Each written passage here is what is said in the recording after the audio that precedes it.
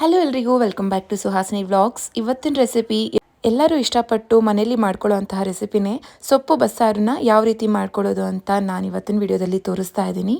ಬನ್ನಿ ಹೇಗೆ ಮಾಡೋದು ಅಂತ ನೋಡೋಣ. ಮೊದಲಿಗೆ ಒಂದು ಪಾತ್ರೆಗೆ ನೀರನ್ನ ಕಾಯಕ್ಕೆ ಇಟ್ಕೊಂಡು ಹೆಸರು ಕಾಳನ್ನ ಇಲ್ಲಿ ಆ್ಯಡ್ ಮಾಡ್ಕೊತಾ ಇದ್ದೀನಿ. ಒಂದು 100 ಗ್ರಾಮ್ಸ್ ಅಷ್ಟು ಹೆಸರು ಕಾಳನ್ನ ತೊಳೆದು ಆ್ಯಡ್ ಮಾಡ್ಕೊಂಡಿದ್ದೀನಿ. ನಿಮ್ಮ ಚಾಯ್ಸಲ್ಲಿ ಮಿಕ್ಸ್ ಕಾಳುಗಳನ್ನು ಯಾವುದಾದ್ರೂ ಯೂಸ್ ಮಾಡ್ಕೋಬೋದು. ಕಾಳು ಚೆನ್ನಾಗಿ ಕುದಿಯೋ ಟೈಮಲ್ಲಿ 2 ಮೀಡಿಯಮ್ ಸೈಜ್ ಟೊಮ್ಯಾಟೋನ ಸ್ಲೈಸ್ ಮಾಡಿಕೊಂಡು ಈ ರೀತಿ ಹಾಕೋತಾ ಇದ್ದೀನಿ.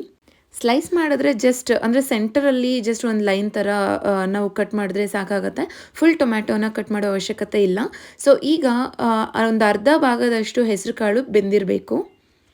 ನಾವು ಈ ರೀತಿ ಕೈಯಲ್ಲಿ ಪ್ರೆಸ್ ಮಾಡಿದ್ರೆ ಅದು ಪೀಸ್ ಆಗುತ್ತೆ ನೋಡಿ, ಅಷ್ಟು ಬೇಯಿಸ್ಕೋಬೇಕು. ಅಷ್ಟು ಬೇಯಿಸ್ಕೊಂಡಿದ್ದಾದಮೇಲೆ ನೀವು ತೊಗೊಂಡಿರೋವಂಥ ಯಾವುದಾದ್ರೂ ಸೊಪ್ಪು ಆಗಿರ್ಬೋದು ಇಲ್ಲಿ ಆ್ಯಡ್ ಮಾಡ್ಕೋಬೇಕು. ಸೊ ನಾನಿಲ್ಲಿ 2 ಕಪ್ ಆಗೋಷ್ಟು ದಂಟು ಸೊಪ್ಪನ್ನು ಆ್ಯಡ್ ಮಾಡ್ಕೋತಾ ಇದ್ದೀನಿ. 2 ಕಪ್ ಅಂದರೆ ನಾನು ಜಸ್ಟ್ ಮೆಷರ್ಮೆಂಟ್ಗೋಸ್ಕರ ನಿಮ್ಗೆ ಆ ರೀತಿ ಹೇಳ್ತಾ ಇದ್ದೀನಿ. ಅಂದರೆ ಒಂದು ಫುಲ್ ಕಟ್ ಬರುತ್ತೆ ಅಲ್ವಾ, ಅದಷ್ಟನ್ನು ಕಟ್ ಮಾಡಿ ಕ್ಲೀನಾಗಿ ವಾಶ್ ಮಾಡಿ ಆ್ಯಡ್ ಮಾಡ್ಕೊಂಡಿದ್ದೀನಿ. ಆ್ಯಂಡ್ ಇಲ್ಲಿ ಅರ್ಧ ಕಟ್ಟಷ್ಟು ಸಬ್ಸಿಗೆ ಸೊಪ್ಪು ಅಥವಾ ಸಬ್ಬಕ್ಕಿ ಸೊಪ್ಪು ಅಂತಾರಲ್ವ, ಅದನ್ನು ಸಹ ಚೆನ್ನಾಗಿ ತೊಳೆದು ಆ್ಯಡ್ ಮಾಡ್ಕೊಂಡಿದ್ದೀನಿ. ಆ್ಯಂಡ್ ಟೇಸ್ಟ್ಗೆ ಬೇಕಾಗಿರೋಷ್ಟು ಸಾಲ್ಟ್ನ ಹಾಕ್ಕೊಂಡಿದ್ದೀನಿ. ಇದೆಲ್ಲ ಚೆನ್ನಾಗಿ ಬೇಯೋವರೆಗೂ ಒಂದು 5 ರಿಂದ 8 ನಿಮಿಷದವರೆಗೂ ಇದನ್ನು ಬೇಯಿಸ್ಕೊಂಡ್ರೆ ಸೊಪ್ಪು ಮತ್ತು ಕಾಳು ಚೆನ್ನಾಗಿ ಬೆಂದಿರುತ್ತೆ. ನೋಡ್ತಿರ್ಬೋದು ನೀವೀಗ ಕಾಳು ಆವಾಗಲೇಗಿಂತ ಇವಾಗ ಸ್ವಲ್ಪ ಚೆನ್ನಾಗಿ ಸ್ಮ್ಯಾಶ್ ಆಗ್ತಾ ಇದೆ. ಸೊ ಈಗ ಸ್ಟವ್ ಆಫ್ ಮಾಡಿಕೊಂಡು ಅದ್ರ ಜೊತೆಗೆ ಆ್ಯಡ್ ಮಾಡ್ಕೊಂಡಿರೋವಂಥ ಟೊಮ್ಯಾಟೋನ ಸೈಡಲ್ಲಿ ತೆಗೆದಿಟ್ಕೊಳ್ಳೋಣ. ಈಗ ಈ ಸೊಪ್ಪನ್ನ ನೀರಿಂದ ಸಪ್ರೇಟ್ ಮಾಡಬೇಕು ಅಂದರೆ ಹೋಲ್ಸಿರೋಂಥ ಯಾವುದಾದ್ರೂ ಒಂದು ಜಾಲರ ಪಾತ್ರೆಯಲ್ಲಿ ಈ ರೀತಿ ಹಾಕ್ಕೊಂಡು ನೀರನ್ನೆಲ್ಲ ಕಂಪ್ಲೀಟಾಗಿ ತೆಗೆದು ಸೊಪ್ಪನ್ನ ಸ್ವಲ್ಪ ತಣ್ಣಗಾಗೋದಕ್ಕೆ ಸೈಡಲ್ಲಿ ಬಿಟ್ಬಿಡೋಣ. ಈಗ ಸೊಪ್ಪಿಗೆ ಒಗ್ಗರಣೆ ಮಾಡ್ಕೊಳ್ಳೋದಕ್ಕೆ ಒಂದು 1/4 ಕಪ್ ಅಷ್ಟು ಅಂದರೆ ಒಂದು 5 ರಿಂದ 6 ಟೇಬಲ್ ಸ್ಪೂನಷ್ಟು ಎಣ್ಣೆನ ಹಾಕ್ಕೊಂಡಿದ್ದೀನಿ. ಎಣ್ಣೆ ಕಾದಿದ್ದಾದಮೇಲೆ ಅರ್ಧ ಟೇಬಲ್ ಸ್ಪೂನಷ್ಟು ಸಾಸಿವೆನ ಆ್ಯಡ್ ಮಾಡ್ಕೊಂಡಿದ್ದೀನಿ. ಖಾರಕ್ಕೆ ಬೇಕಾಗಿರೋಷ್ಟು ಒಣಮೆಣಸಿನ್ಕಾಯಿ, ಸ್ವಲ್ಪ ಕರಿಬೇವನ್ನ ಆ್ಯಡ್ ಮಾಡಿಕೊಂಡು ಒಂದು ದೊಡ್ಡ ಸೈಜ್ ಈರುಳ್ಳಿನ ಚಿಕ್ಕದಾಗಿ ಕಟ್ ಮಾಡಿಕೊಂಡು ಆ್ಯಡ್ ಮಾಡ್ಕೊಂಡಿದ್ದೀನಿ. ಈರುಳ್ಳಿನ ಚೆನ್ನಾಗಿ ಫ್ರೈ ಮಾಡ್ಕೋಬೇಕು. ಈರುಳ್ಳಿ ಒಂದೇ ಅಂತ ಅಲ್ಲ, ಈರುಳ್ಳಿ ಜಾಸ್ತಿ ಆ್ಯಡ್ ಮಾಡಿದಷ್ಟು ಟೇಸ್ಟ್ ಚೆನ್ನಾಗಿಯೇ ಇರುತ್ತೆ. ಸೊ ಈರುಳ್ಳಿ ಲೈಟಾಗಿ ಕಲರ್ ಚೇಂಜ್ ಆಗಬೇಕು, ಅಲ್ಲಿವರೆಗೂ ಫ್ರೈ ಮಾಡಿಕೊಂಡ್ರೆ ಸಾಕಾಗುತ್ತೆ. ಸೊ ಈಗ ಸೊಪ್ಪನ್ನು ತಣ್ಣಗೆ ಮಾಡಿಕೊಂಡು ನೀರೇನಾದರೂ ಸೊಪ್ಪಲ್ಲಿ ಜಾಸ್ತಿ ಇದ್ದರೆ ಅದನ್ನು ಬೇಕಾದರೆ ಸ್ವಲ್ಪ ಹಿಂಡಿ ಇಲ್ಲಿ ಸೇರಿಸ್ಕೋಬೇಕು. ಸೊ ನಾನು ಸ್ವಲ್ಪ ಅಂದರೆ ಲೈಟಾಗಿ ಸೊಪ್ಪನ್ನು ಹಿಂಡಿದ್ರೆ ಅದರಲ್ಲಿಂದ ಸ್ವಲ್ಪ ನೀರು ಎಕ್ಸ್ಟ್ರಾಕ್ಟ್ ಆಗುತ್ತೆ. ನೀರನ್ನ ಸೈಡ್ಗೆ ತೆಗೆದು ಸೊಪ್ಪನ್ನ ಮಾತ್ರ ಆ್ಯಡ್ ಮಾಡ್ಕೋತಾ ಇದ್ದೀನಿ. ಈಗ ಸೊಪ್ಪು ಮತ್ತು ಈರುಳ್ಳಿ ಎಲ್ಲನೂ ಚೆನ್ನಾಗಿ ಹೊಂದ್ಕೊಳ್ಳೋ ರೀತಿ ಮಿಕ್ಸ್ ಮಾಡ್ಕೋಬೇಕು. ಈ ಟೈಮಲ್ಲಿ ನೀವು ಒಂದ್ಸರಿ ಚೆಕ್ ಮಾಡ್ಬೋದು ಸೊಪ್ಪಿಗೆ ಕರೆಕ್ಟಾಗಿ ಸಾಲ್ಟ್ ಆಗಿದೆಯಾ ಇಲ್ವಾ ಅಂತ ಹೇಳ್ಬಿಟ್ಟು. ಈ ಟೈಮಲ್ಲಿ ಚೆಕ್ ಮಾಡಿಕೊಂಡು ಇನ್ ಕೇಸ್ ಸಾಕಾಗಿಲ್ಲ ಅಂತಂದರೆ ಪುಡಿ ಉಪ್ಪನ್ನು ಸ್ವಲ್ಪ ಉದುರಿಸ್ಕೊಂಡು ಚೆನ್ನಾಗಿ ಹೊಂದ್ಕೊಳ್ಳೋ ರೀತಿ ಮಿಕ್ಸ್ ಮಾಡಬೇಕು. ಆ್ಯಂಡ್ ಇದಕ್ಕೆ ಚಿಕ್ಕದಾಗಿ ತುರ್ಕೊಂಡಿರೋಂತಹ ತೆಂಗಿನಕಾಯಿ ತುರಿನ ಆ್ಯಡ್ ಮಾಡಿಕೊಂಡು ಚೆನ್ನಾಗಿ ಮಿಕ್ಸ್ ಮಾಡ್ಕೋಬೇಕಾಗತ್ತೆ. ಇದನ್ನ ಲಿಡ್ ಕ್ಲೋಸ್ ಮಾಡಿ 2 ಮಿನಿಟ್ಸ್ ಕುಕ್ ಮಾಡಿಕೊಂಡ್ರೆ ಸೊಪ್ಪಿಗೆ ಒಗ್ಗರಣೆ ಮಾಡಿದ್ದು ರೆಡಿ ಆಗುತ್ತೆ.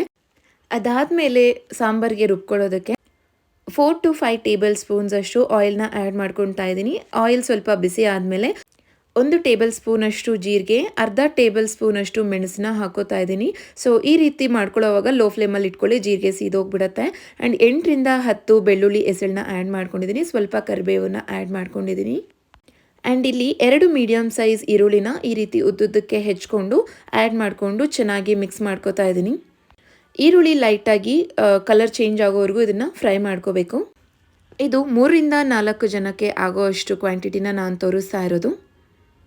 ನಿಮಗೇನಾದರೂ ಮನೇಲಿ ಜನ ಜಾಸ್ತಿ ಇದ್ದಾರೆ ಅಂತಂದರೆ ಕ್ವಾಂಟಿಟಿ ಸ್ವಲ್ಪ ಇನ್ಕ್ರೀಸ್ ಮಾಡ್ಕೋಬೋದು. ಈರುಳ್ಳಿ ಎರಡು ಆ್ಯಡ್ ಮಾಡ್ಕೊಳ್ಳೋ ಬದಲು 3 ಅಥವಾ 4 ಆ್ಯಡ್ ಮಾಡಿಕೊಂಡು ಕ್ವಾಂಟಿಟಿ ಜಾಸ್ತಿ ಮಾಡ್ಕೋಬೋದು. ಸೊ ಈಗ ಫ್ರೈ ಮಾಡ್ಕೊಂಡಿರೋದನ್ನೆಲ್ಲ ತಣ್ಣಗೆ ಮಾಡ್ಕೊಂಡಿದ್ದಾದಮೇಲೆ ಆವಾಗಲೇ ಬೇಯಿಸ್ಕೊಂಡಿರೋವಂಥ ಟೊಮ್ಯಾಟೊ ಮತ್ತು ಈಗ ಫ್ರೈ ಮಾಡ್ಕೊಂಡಿರೋವಂಥ ಈರುಳ್ಳಿ ಎಲ್ಲನೂ ಮಿಕ್ಸಿ ಜಾರ್ಗೆ ಆ್ಯಡ್ ಮಾಡಿಕೊಂಡು 3 ರಿಂದ 4 ಟೇಬಲ್ ಸ್ಪೂನಷ್ಟು ಕಾಯಿ ತುರಿನ ಆ್ಯಡ್ ಮಾಡ್ಕೊಂಡಿದ್ದೀನಿ. ಅರ್ಧ ನಿಂಬೆಹಣ್ಣು ಸೈಜಷ್ಟು ಹುಣಸೆ ಹಣ್ಣು ಆ್ಯಂಡ್ ಮನೇಲೇ ಮಾಡ್ಕೊಂಡಿರೋವಂಥ ಸಾಂಬಾರ್ ಪೌಡರ್ನ ಆ್ಯಡ್ ಮಾಡಿಕೊಂಡು ಇದನ್ನು ಸ್ವಲ್ಪ ವಾಟರ್ ಆ್ಯಡ್ ಮಾಡಿಕೊಂಡು ಚೆನ್ನಾಗಿ ಫೈನ್ ಪೇಸ್ಟಾಗಿ ಗ್ರೈಂಡ್ ಮಾಡ್ಕೋಬೇಕಾಗತ್ತೆ. ಆ್ಯಂಡ್ ಇಲ್ಲಿ ಕಾಯಿ ತುರಿ ಜಾಸ್ತಿ ಆ್ಯಡ್ ಮಾಡ್ಕೋಬಾರ್ದು. ಎಷ್ಟೇ ಜನಕ್ಕೆ ಮಾಡಿದ್ರೂ ಸ್ವಲ್ಪ ಕಾಯಿ ತುರಿನ ಹಾಕೋಬೇಕಾಗತ್ತೆ. ಅಂದರೆ ಈರುಳ್ಳಿ ಟೊಮ್ಯಾಟೊ ಅದೆಲ್ಲ ಏನಿರುತ್ತೆ ಅದಕ್ಕಿಂತ ಸ್ವಲ್ಪ ಕಡಿಮೆನೇ ಇರಬೇಕಾಗತ್ತೆ ಕಾಯಿ ತುರಿ. ಸೊ ಈಗ ಫೈನ್ ಪೇಸ್ಟಾಗಿ ಗ್ರೈಂಡ್ ಮಾಡ್ಕೊಂಡಿದ್ದಾದಮೇಲೆ ಸಾಂಬಾರಿಗೆ ಒಗ್ಗರಣೆ ಮಾಡ್ಕೋತಾ ಇದ್ದೀನಿ. ಒಂದು ಪಾತ್ರೆಗೆ 2 ರಿಂದ 3 ಟೇಬಲ್ ಸ್ಪೂನಷ್ಟು ಆಯಿಲ್ ಆ್ಯಡ್ ಮಾಡಿಕೊಂಡು ಅರ್ಧ ಟೇಬಲ್ ಸ್ಪೂನಷ್ಟು ಸಾಸಿವೆನ ಆ್ಯಡ್ ಮಾಡ್ಕೊಂಡಿದ್ದೀನಿ. ಸಾಸಿವೆ ಚಿಟಪಟ ಅಂದಮೇಲೆ ಒಂದು ರೆಂಬೆ ಕರಿಬೇವು, ಅರ್ಧ ಈರುಳ್ಳಿನ ಆ್ಯಡ್ ಮಾಡಿಕೊಂಡು ಚೆನ್ನಾಗಿ ಫ್ರೈ ಮಾಡ್ಕೋಬೇಕು. ಈ ಟೈಮಲ್ಲಿ ಡಾರ್ಕಾಗಿ ಈರುಳ್ಳಿ ಫ್ರೈ ಆದ್ರೂ ಟೇಸ್ಟ್ ತುಂಬಾ ಚೆನ್ನಾಗಿರುತ್ತೆ. ಕೆಲವೊಬ್ರು ಡಾರ್ಕಾಗಿ ಮಾಡ್ಕೊತಾರೆ, ಕೆಲವೊಬ್ರು ಲೈಟಾಗಿಯೇ ಫ್ರೈ ಮಾಡ್ಕೋತಾರೆ. ಈ ರೀತಿ ಕಲರ್ ಬರೋವರೆಗೂ ಒಂದ್ಸರಿ ಫ್ರೈ ಮಾಡಿಕೊಂಡು ಈರುಳ್ಳಿನ ಮತ್ತು ಪೇಸ್ಟ್ ಮಾಡ್ಕೊಂಡಿರೋವಂಥ ಮಸಾಲೆನ ಇಲ್ಲಿ ಆ್ಯಡ್ ಮಾಡ್ಕೋತಾ ಇದ್ದೀನಿ. ಸೇಮ್ ಜಾರ್ಗೆ ಸ್ವಲ್ಪ ವಾಟರ್ ಆ್ಯಡ್ ಮಾಡಿಕೊಂಡು ಅದನ್ನು ಸಹ ಇಲ್ಲಿ ಆ್ಯಡ್ ಮಾಡ್ಕೊಂಡಿದ್ದೀನಿ. ಇದ್ರ ಜೊತೆಗೆ ಆವಾಗಲೇ ಸೊಪ್ಪು ಬೇಯಿಸ್ಕೊಂಡಿರೋವಂಥ ನೀರು ಅಂದರೆ ಕಟ್ಟು ಏನಿರುತ್ತೆ ಅದನ್ನು ಇಲ್ಲಿ ಆ್ಯಡ್ ಮಾಡ್ಕೋಬೇಕು. ಸೊಪ್ಪು ಬೇಯಿಸ್ಕೊಂಡಿರೋವಂಥ ನೀರನ್ನು ಆ್ಯಡ್ ಮಾಡ್ಕೊಂಡಿದ್ದಾದ್ಮೇಲೂ ಇನ್ನೂ ಗಟ್ಟಿಯಾಗಿ ಇದೆ ಅಂತ ಅಂದರೆ ಸ್ವಲ್ಪ ನೀರನ್ನು ಆ್ಯಡ್ ಮಾಡ್ಕೋಬೇಕಾಗತ್ತೆ. ಇಲ್ಲಿ ನೀವೇನಾದರೂ ಸ್ವಲ್ಪ ನೀರು ಜಾಸ್ತಿ ಆ್ಯಡ್ ಮಾಡ್ಕೊಂಡ್ರೂ ಅದು ಚೆನ್ನಾಗಿ ಬೇಯುತ್ತೆ ಅಲ್ವಾ, ಅಂದರೆ ಕುದಿಯುತ್ತೆ ಅಲ್ವಾ, ಆವಾಗ ಕರೆಕ್ಟಾಗಿ ಸರಿ ಹೋಗುತ್ತೆ, ಥಿಕ್ನೆಸ್ ಚೆನ್ನಾಗಿ ಬರುತ್ತೆ. ಸಾಂಬಾರ್ಗೂ ಟೇಸ್ಟ್ ನೋಡಿಕೊಂಡು ಸಾಲ್ಟ್ ಏನಾದರೂ ಕಡಿಮೆ ಆಗಿದ್ರೆ ಈ ಟೈಮಲ್ಲಿ ಆ್ಯಡ್ ಮಾಡಿಕೊಂಡು ಚೆನ್ನಾಗಿ ಕುದಿಸ್ಕೋಬೇಕಾಗತ್ತೆ. ಹಸಿ ವಾಸನೆ ಹೋಗೋವರೆಗೂ ಇದನ್ನು ಕುದಿಸ್ಕೊಂಡು ಸ್ಟವ್ ಆಫ್ ಮಾಡಿದ್ರೆ ಬಸ್ಸಾರು ರೆಡಿ ಆಗಿರುತ್ತೆ. ಬಿಸಿ ಬಿಸಿ ಮುದ್ದೆಗೆ ಈ ರೀತಿ ಸ್ವಲ್ಪ ತುಪ್ಪ ಹಾಕ್ಕೊಂಡು ಬಸ್ಸಾರು ಜೊತೆ ತಿಂದರೆ ಅದ್ರ ಟೇಸ್ಟೇ ಬೇರೆ. ಸೊ ಈ ರೆಸಿಪಿ ನಿಮಗೆ ಇಷ್ಟ ಆಗಿದ್ರೆ ಲೈಕ್ ಮಾಡಿ, ಹಾಗೆ ನನ್ನ ಚಾನಲ್ನ ಸಬ್ಸ್ಕ್ರೈಬ್ ಮಾಡೋದನ್ನು ಮರಿಬೇಡಿ.